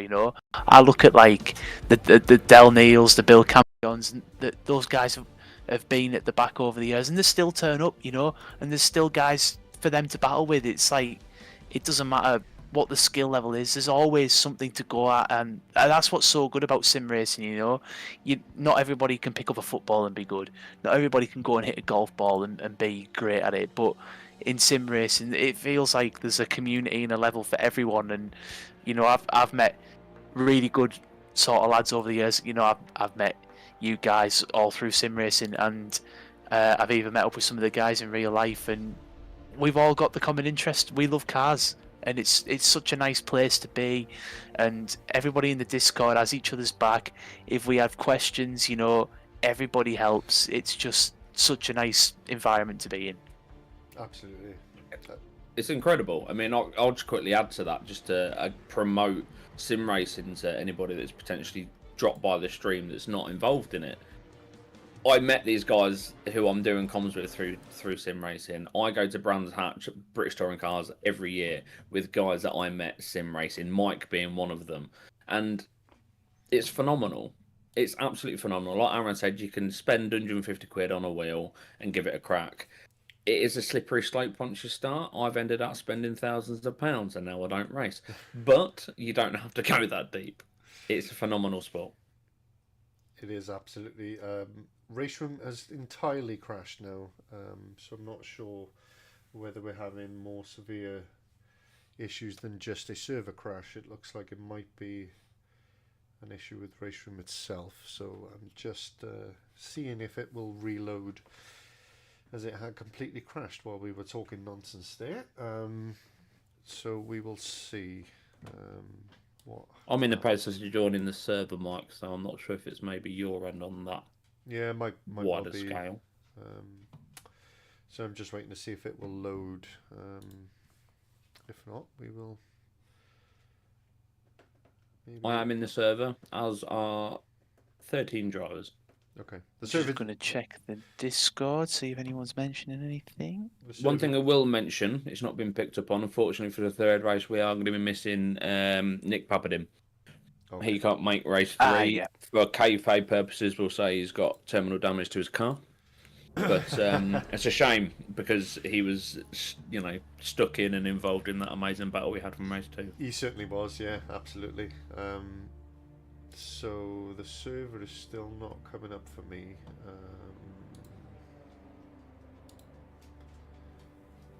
So how long's left on the timer until? Little over 4.5 minutes. Okay. Yeah, still not coming up for me, unfortunately. So not sure what's going on.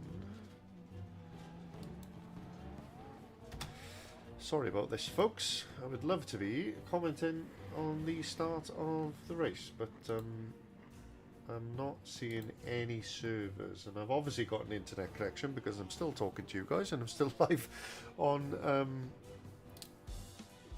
Oh, there was a list that popped up just as you backed out there, as things always do. Yeah, I don't know. Oh, it's only showing one server with a horrendous ping. Gotta love Race Room. Yeah, race Could be worse, folks. We could be on R Factor 2. Yeah. Oh, Southeast just messaged the Discord, Mike, and said server back up. And he's saying that his took ages to load in, and there's a couple of others with server issues, so Yeah, there wouldn't was, be too nervous. there was an update today, so I logged on and the first thing I did was update Race Room, and I thought, this is going to be fun. Might be worth shutting Race Room down altogether and reloading it. I did. Well, ignore me. Ah, there we go. It's there. Well, You know what we were just saying how amazing sim racing is? Yeah. This is the not so amazing part of sim racing. This is the not so amazing part, you are right. but the good It news is good crack, though. it is now fixed. So we got there in the end. It is great crack. Yeah, like I say, and Aaron's absolutely right. You can play it on a pad, and I'm not being a snobbist about it by saying, people with rigs, etc. What I mean by that is, it is the only one where you have the opportunity to actually do it. You actually sit there, hold the steering wheel, press the pedals with your feet, and turn the wheel back and forth. There aren't many esports where you actually have that opportunity, unless you're playing Wii tennis or something. So yeah, it's just it's just something that's the thing I love about it most, I guess. Right, we are just a couple of minutes away then. Sorry about the delay there, folks. We've just got the server back up and running after that little glitch. So should we have another look at the replays, gentlemen, while we're waiting? Shoki, Carl Good Smith, idea. sorry, Particularly of all the like people, Oh! has been the one to come through that. And Phil Lawson, who was leading this, is now at the back of that pack. And Shoki This is now just leading like, are from we at Carl Brands Smith. Hatch or are we at Knock Hill? Carl Smith drops in that's the and knock Kurt hill. Leisure Oh, is in no, the no. position. Just Oh, through lost the, one wide.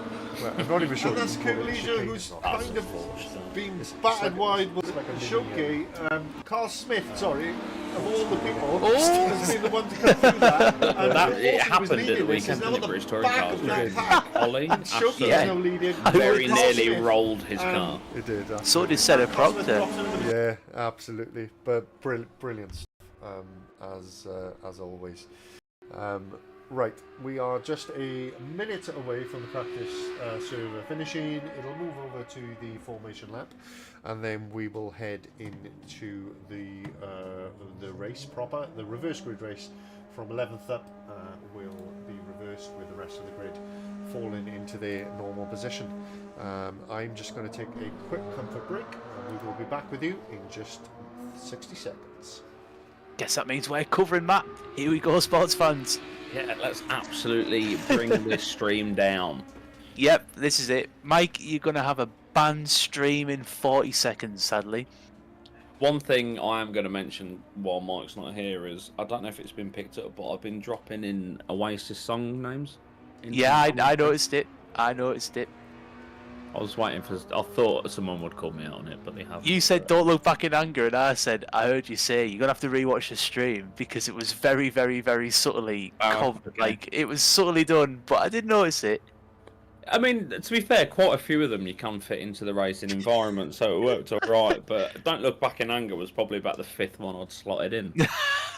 It was the first one I noticed. Yeah, I mean, some of them are easy. You look at Supersonic, that he had a supersonic start. But Oh my I'll God. go back to behaving. It's been phenomenal racing, and I'm very much looking forward to race 3 with the reverse. And yeah, see if we get any trouble. I'm gonna blame the 2 pints of Guinness I had on not spotting it earlier, to be honest. Well, I like to think I was a little bit subtle with it. Oh, Mike, we've missed like several Oasis references from Matt, so you've got no choice but to just stop the stream now. No more race 3. Oh well, we'll end it there. Cheers, boys. Good night. Yeah, sorry. Apologies for needing to shoot off there, but I'm not a young man anymore, and as my younger esteemed colleagues will find when they reach 41, you can't go 2.5 hours without a pee. So yeah. I went after race 2, to be fair. Yeah, I normally try to get through it, but it just wasn't happening tonight. So there we go. But too much The information server for delays everybody probably else. didn't help. No, indeed. We'd probably be almost finished by now, but there we go. It is what it is. So just a couple of seconds left, and the guys will hopefully be jumping onto the grid, and we'll get cracking with this race 3. So I guess my question, Aaron, is where do you think the fast guys are going to finish? Obviously, they had not an easy time with it, but they did well. I'm not saying they didn't drive well, but they didn't have the hardest time fighting their way through to P1 and P2 last week. So what do you think is going to be the prediction for this week? Well, I think the initial spots will be easy, like sort of picking off a couple of cars, but to be honest, an 11-car swap isn't massive, and at a track like this, it might not be as easy as it seems. You're going to have like I mean, every single car's basically going to want to be past each other. And like we saw in the earlier races, once you go too wide in some of the places on this track, you're not getting past. So if that's happening in front of the fast guys, if that's happening in front of Poddy and Shaw's, good luck trying to get past. It's going to take either a mistake from the group in front or a completely bold move like we saw from Bojan to get past. Well, Matty, I was going to come to you, but we've run out of time because the race is about to start, so we will speak a bit later on instead. And it's green light and foot flat to the floor, and away we go down towards the first corner. Stephen Elwood starting his first ever Super Tourer pole, but he's already lost the lead to Carl Smith. There's no surprise. Look at the launch on that Audi. He's got a hell of a lead already. Nearly 0.6 of a second through one corner, just because of the launch. Emmanuel Alves challenging away for second position, but Elwood keeps it ahead of Alves. Alves has lost out to Rob South there. Great move from South up into third, but Alves is going to look to take that along the inside. And Shoke really quick off the start and already up 2 positions and going for it. But Carl Smith's run away with it. 2.5 already with the guys behind battling him, and he needs to make hay while the sun shines and get away and try and keep that lead then from the faster guys behind. Kurt Leisure has made 4 positions already. He's up to 11th. But Podiflax still really started. George User has made up 1 place. Phil Lawson's lost 4. These guys bolting away. Phil Lawson looking to back away with George User ahead of him now to take that position back. Then you've got Deeks. Manuel Alves ahead of him. Then you've got Stu Neal, who's made it 3 positions off the start. Great start for him. Shoke has made 2. South up into third. We just spoke to Rob, who's joking about a race win, but he is in the podium positions at the moment. Under huge pressure from Sophie behind. And then you've got Elwood, who's holding these guys up a little bit at the moment, while Carl Smith just makes away with the lead at the moment. Nearly 2.5 second lead after 1 lap, Matty. That Audi on the first lap and off the start particularly is lightning quick. It was an absolute rocket of a start. It did pop up a little flash of a potential penalty, and I wondered whether he got a false start, but quite clearly that was a glitch within the sim, and he is absolutely flying, and he will be hoping to God that Stephen Elwood can hold them off. But as I say that, it looks like he's going to lose a couple of places. Depends if he can hold. Soki's already got past him, and we'd already seen Rob South unfortunately lose a couple of positions, and Shoki's now got past as well. So we've got a couple of replays to look at there, but they're still side by side here. Elwood with Stu Neal. Elwood not giving any quarter to Stu Neal. Doesn't care what the difference is in the championship positions. He's still going for it, but it looks like Stu Neal now will on the inside line for the next corner, making it difficult for Elwood to keep hold of that position. But we have seen people hanging on the outside before. He thinks better of it, just slots in behind Stu Neal and decides to draft him instead, rather than potentially cause an accident. George User right up behind Manuel Alves here. Matter of time here, Aaron, before the move is made. Pretty much, it's inevitable. It's like there's a famous movie quote there somewhere, and it's completely slipped my mind. But there we go, right on cue. Shaw's User through P6. Absolutely brilliant move. And Podiflax not far behind now, looking to make the same move. He goes up the inside into the final corner and follows George User through. And that's basically what he's got to do, is follow George as far up as he can, and then hope he's got a tyre advantage over George towards the end of the race to make that move and get the points advantage over his teammate. Looks like Bill Campion's just had a moment. He's dropped all the way to the back of the grid and sitting 12 seconds back. He has... As he isn't even on the track. Yeah, he's popped into the pit, so maybe he had his issue going into the pit lane. We've seen that before, where cars have basically crashed into the pit lane and then had to effectively make a pit stop to get back onto track. A little bit wide there from Andy Foster, and Derek Neal putting pressure, Lava Lemon putting pressure on him as well. Stu Neal now is the head of this pack. Shoki's still 2.3 seconds behind Carl Smith, who's out in front. Shoki's made up 4 positions, Stu Neal 5 positions in this race, Podiflax 4 positions, and Poddy's got George already. Sorry we missed that on screen, but Poddy is already past George User, showing that pace advantage early on here, particularly with them battling in traffic. It looks, Aaron, like that lighter car without the ballast has got the advantage.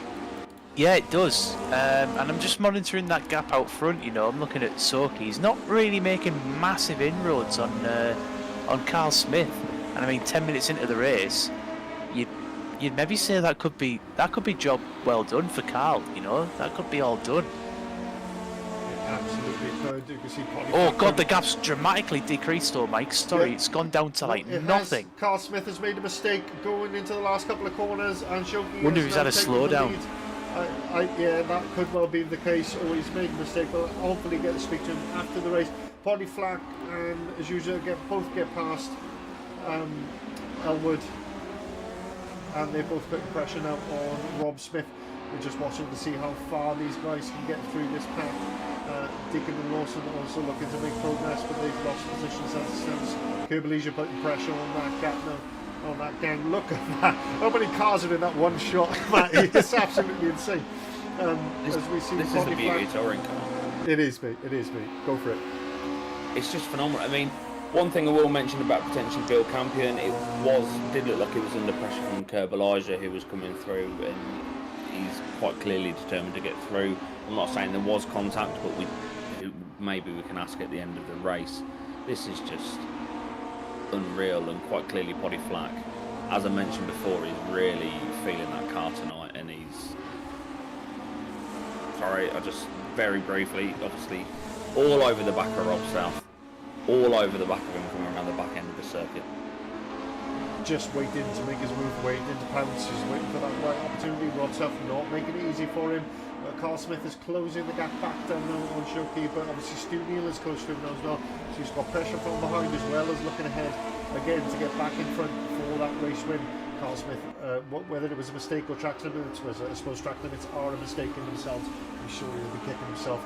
Poddy Flack super close now, but Rob South just placing his car right to not give Poddy the opportunity to get a run on him.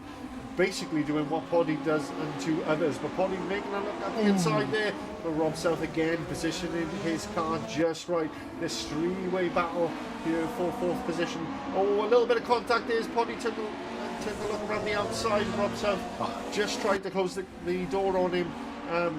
Not intentional, I'm sure, but Poddy does get a run now up the inside as we get onto the back the Grand Prix track, and Poddy is through, and it's George's turn now to try and get a move on Rob South. But we go back to the battle for the lead. Carl Smith probably driving a little bit angry now after that mistake, Matty, and he's getting a look up into the lead, and that gap has come right down. That Audi looking good. He's potentially going to be driving angry, like you say. Looked like he maybe made a mistake coming out of the corner, potentially dipped it a little bit wide, and it cost him all of his speed down that straight down over the start and finish line. But he looks, he's hungry. He's going. Oh, for he's it. made a mistake. He's made a That's the mistake. issue. I was just about to say, if you drive angry, you can make more mistakes, and then he's let Stu Neal through. So that's two mistakes now, Aaron. That's cost him a potential race win as it stands, but still just over 7 minutes left of this race. We've got a new person in second place, which is Stu Neal. Aaron, difficult to see what's going on in the helmet, obviously, from here, but Carl's bound to be frustrated with himself. Got to be. You know, you've let a 2.6 second gap just deteriorate into third place now. So, yeah, definitely steam coming out of the helmet from Carl. But fair play to Stu Neal. You know, got himself into the mix, and we know how good that Alpha is. It's surely a matter of time before he cruises past Soki. Shaw's putting pressure now on Rob Smith, looking for that fifth position. That will be his fourth position gain. Kerbalisha not far behind. He's gained 8 positions again in this race. Fantastic comeback drive after his issues in race 1. Carl Smith again, he's definitely got the pace. He's so quick compared to these two guys in front of him, closing the gaps as soon as he's made those mistakes. But he just needs to not make any more mistakes now in the remaining 6 minutes of this race, and try and battle for that win. But at the moment, Shoki ahead of Stu Neal, ahead of Carl Smith, and then Poddy Flack 2.5 seconds back.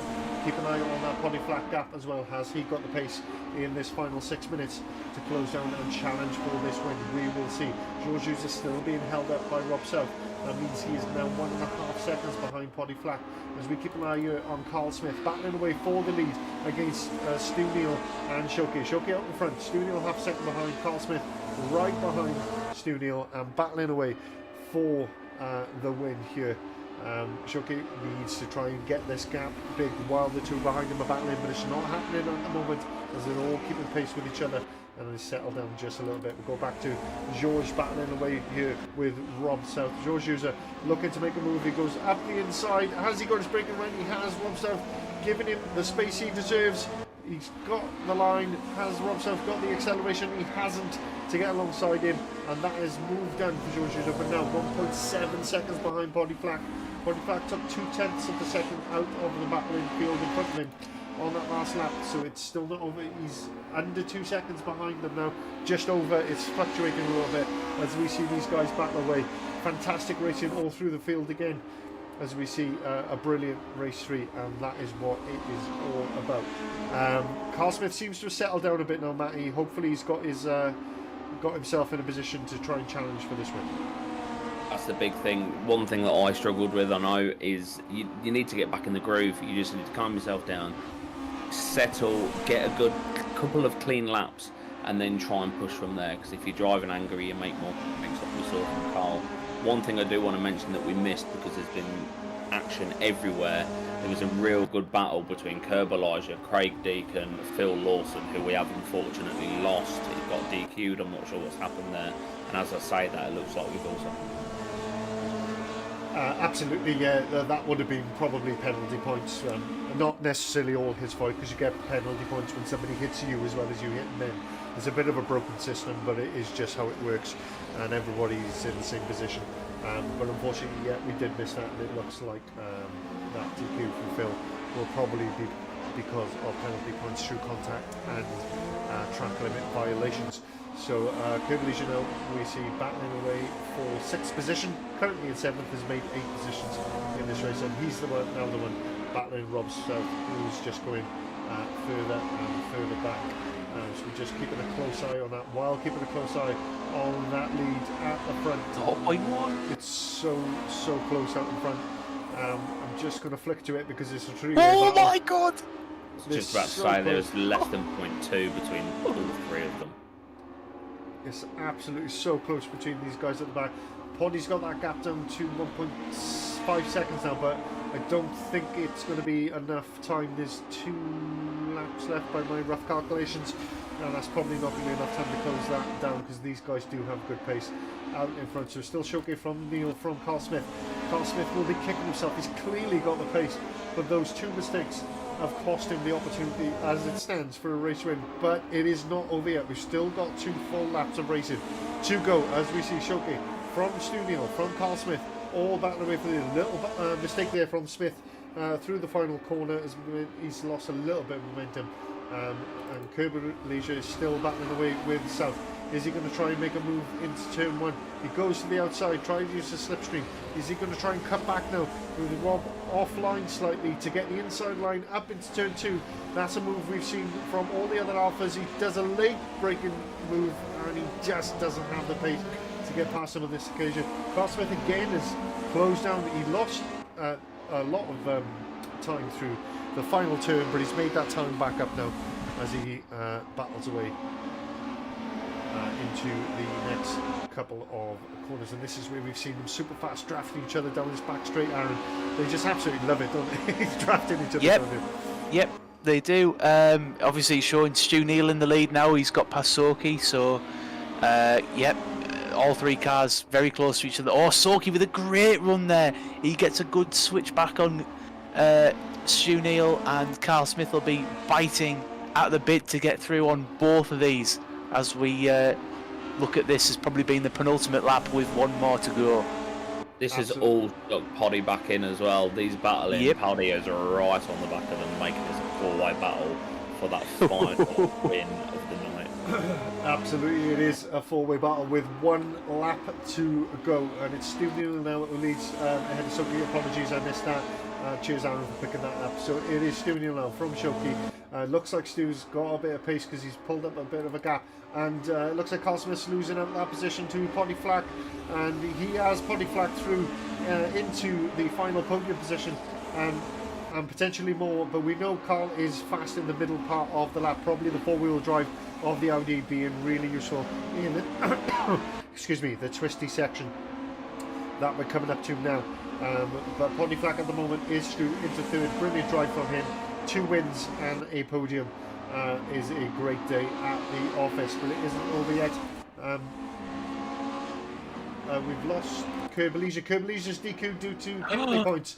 So we've lost Kerbalisha as well. That means Rob South is now safe in that position of 6, because Kerbalisha has also been disqualified for penalty points. So we are down to just 11 drivers finishing this race at the moment, but we still have a 4-way battle for the lead. Only a few corners to go. Stu Neal from Shoki, from Poddy Flack, from Carl Smith. The gap's not as close as we'd like. Looking for a battle into the final few corners. It looks like this might be how it finishes, barring anyone make a mistake, and we will see as they come through the final few corners. Poddy Flack getting close to Shoki now. I don't know if he's got enough track left to actually make a move, but we could end up with a side-by-side finish here if he can get a run. I think he's a little bit too far back. He was a little bit too far back, just not quite the run that he would have wanted. But it's Stu Neal with a race win. Fantastic win for him. 7 positions gained, same as Poddy Flack, who finishes third. Shoki in between them finishes in second. Carl Smith in 4th in the end. I'm sure he'll be disappointed, as his mistakes are what led to him finishing there. George User finishes in 5th in the end. I mean, that's good for the championship, and what I mean by that is it's clear that the ballast worked in the way that we wanted it to, not making it too easy for the faster drivers. South in 6th, Deacon in 7th, Alves in 8th, Elwood in 9th, who started on pole, Derek Neal in 10th, and Foster in 11th is our last remaining finishing driver, Kerbalisha, who was disqualified with the fastest lap tonight. I mean, I'm out of breath, boys. Where do we even start with that? I'm not even sure I brought you guys in much in that race, because there was too much going on. I just didn't have the time to think. But that was just absolutely insane. Absolutely insane stuff. Brilliant racing again. Matt, any particular takeaways or any thoughts after what was a crazy race 3? Yeah, it was difficult to the point like we missed quite a lot of action, unfortunately. But that was because there was action going on everywhere. I feel we should be very much impartial, but I will be honest and say that I was very much rooting for Carl Smith there. He's had a great night. He has had a great night, and unfortunately, a couple of mistakes in that just cost him, and it led to him just missing out on a podium in race 3, which is a shame because he had a cracking night tonight. He did, absolutely. Let's head over to the Sky pad and just have a look at a couple of the replays then from that last race. So where are we? This is the first one we have. We've got 3 to watch. So here is the first replay. We're the lead at the moment. Nearly 2.5 second lead after 1 lap. That Audi on the first lap and off the start particularly is lightning quick. Carl Smith had that lightness. It was an absolute rocket of a start. It did pop up a little flash of a potential penalty, and I wondered whether it got a full start. But quite clearly, that was a glitch within the sim. And yeah, I know. Fine, he will be hoping. I mean, as far as race 3 goes, that was actually quite clean, wasn't it? I did feel a bit for Southie in that race. I felt like he kind of got bullied a little bit to the back. Yeah, and that happens, doesn't it? Unfortunately, Start, sometimes you quite just get clearly that was a offline glitch within and you end up within the sim, back and through. he is Sorry, this absolutely is the flying. He will be hoping what was the end of the last clip? Is it to the beginning God of that this clip? Stephen Elwood can hold them off. But as I say that, it looks like he's going to lose Yeah, a that does couple of happen, places. unfortunately, doesn't it, Aaron? Depends if Sometimes he you gets- get a bit caught up when you Soki's end up already offline got a past couple him, of and we've before he already lost seen 5, 6, Rob 7. Self unfortunately lose a couple of positions. Yeah, Shoki's now got Yeah, past it's just the as way well. these cars work. You So, know, there's nothing really in it performance-wise. So Quite clearly, a cheeky little offline manoeuvre, and yeah, exactly that. And unfortunately, the way these cars understeer, once you're offline and then on the dirty part of the track, it just becomes more difficult, and you understeer more, and then it takes a couple of laps to get back into rhythm. It's a much different experience to those in GT. I recommend, Matt, if you get the chance, just to go and drive them so you can see how much of a nightmare they can be. Still in the lead this now, is he's our got past last Soki, replay, so which I think, is the, yep, all three cars very the close to battle each other. for Oh, the Soki with a great on run the there. penultimate He gets a lap. good switch back on And, Stu Neal, and Carl Smith will be yeah, biting it's at the side bit by to get side. through on both Stu of Neal these. taking the lead from As we Shoki there, look at this as which I probably missed being at the the time. penultimate lap with one And more then to see, go. Carl Smith This is right all behind him, got Flat Poddy back joining in as that well. battle. These battling, Yep. Poddy is Pass right Carl. on the back of them, making this a Next four-way straight, battle. Still in the lead now, he's got to past. third position, but yeah, that was just some absolute epic driving from all the guys, and great to be able to catch those replays and watch them back. We've got some drivers in for some interviews, so I'll hand over to Matty this time to start, and fire away, Matty, with your interview questions. Thank you very much. Do you know what? That much has happened that last week I've made notes for questions, and I haven't made any because it's just been chaos in the best way. First off, Stu, congratulations on that win. It was unbelievable battle in there at the front. Yeah, It's a difficult one for you. You've like at one point you were in second place. You're having to look in front of you. You're having to look behind you. Like not wanting to just be a how was it for you, but that must have been you know rattling inside that car. yeah, it was obviously I got lucky with the traffic really to be able to make headway so quickly. I think I was in fifth by the end of the first lap, so I thought, oh, I could be on for getting up front here if this carries on like this. And I was hoping that Carl and Soki would battle a bit more. And obviously they did a little bit, but I could see where obviously with them having less ballast and with the Audi having such great drive out the corners, I got past and I was like, oh, I'm not getting away from him. Do you know what I mean? I was like, this is bad. I've now got to look, as you say, I've now got to look behind and in front. And I could see where I was faster. And I just thought I just need to get myself lined up on these corners and try and get alongside. And I saw as we got to the braking point for Paddock, I thought he's missed his braking point now. He's going to go wide. So I'd already prepped myself and was ready and dived down the inside. And I saw him sideways and I thought, oh shit, he's going to sort of potentially hit in the side of me here and maybe spear us both off. But luckily, I think I probably straightened him up a bit. And yeah, we just carried on. Then I was thinking, I've just got to stay ahead now because I knew he was obviously quick and he had the legs on me because of the ballast. So it was a case of, I've just got to not make any mistakes now. And to be fair, that race, I don't think I made a single mistake, whereas I made loads in race 1 and 2. So I made it count, thankfully, in that one. So it went well. It was good. It was a great drive and it was thoroughly enjoyable to watch. So thank you for that. I appreciate it. And like I said, congratulations. Yeah, cheers, man. Cool. I'm going to go over to Southie then, and I might go back to Stu. I don't know because it's been a long time no speak, Stu. But obviously we got a lot more coverage of you there this time. But it was mostly in battles where you were being overtaken. Just typical race 3, I guess. Maybe a couple of little mistakes like you mentioned earlier on. Just looked like a really tough one for you tonight. Well, first of all, congrats to Stu.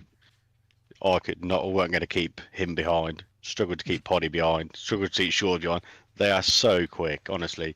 And you're trying to defend your line, and they're just cruising up, giving you little nudges. Obviously, it's all unintentional, but there's only so long you can hold on. And when you've got probably the 4 top drivers in the championship, one after another trying to get past, it gets a bit tiring. Yeah, very true. I mean, makes time go quick. Maybe it's not to blow smoke up those guys, but you know, it's not necessarily 4 fast drivers in the championship. But you know, these are like some of the fastest touring car drivers on on race room. Let's be real. So to even sort of be engaging in a battle with them, with ballast, without ballast, it's a proper effort, and at least you give it a go. Yeah, I tried to be as fair as possible. Trying to take different lines, but also trying to get a good run out of a corner. Where I know I'm slightly lighter, but the Alpha is so quick in a straight. So even if you've got the legs on it, they're much better through the corners. I ran wide a couple of times. I think Stu didn't get as much defensive driving like Poddy and Shaw's did. But no, it's always good to race against these boys when you get the opportunity. Absolutely.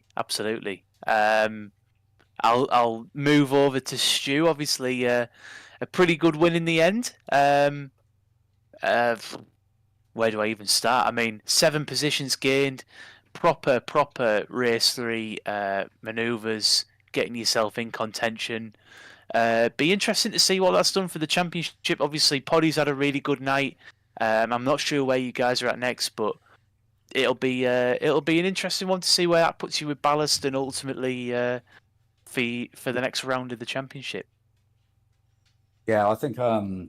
Cheers, by the way. I think Shaw's is still in the lead. I think I only gained maybe 3 points on him. He got a couple of fast laps in there. I think I got more points tonight, like 50 points, I think, something like that, or whatever.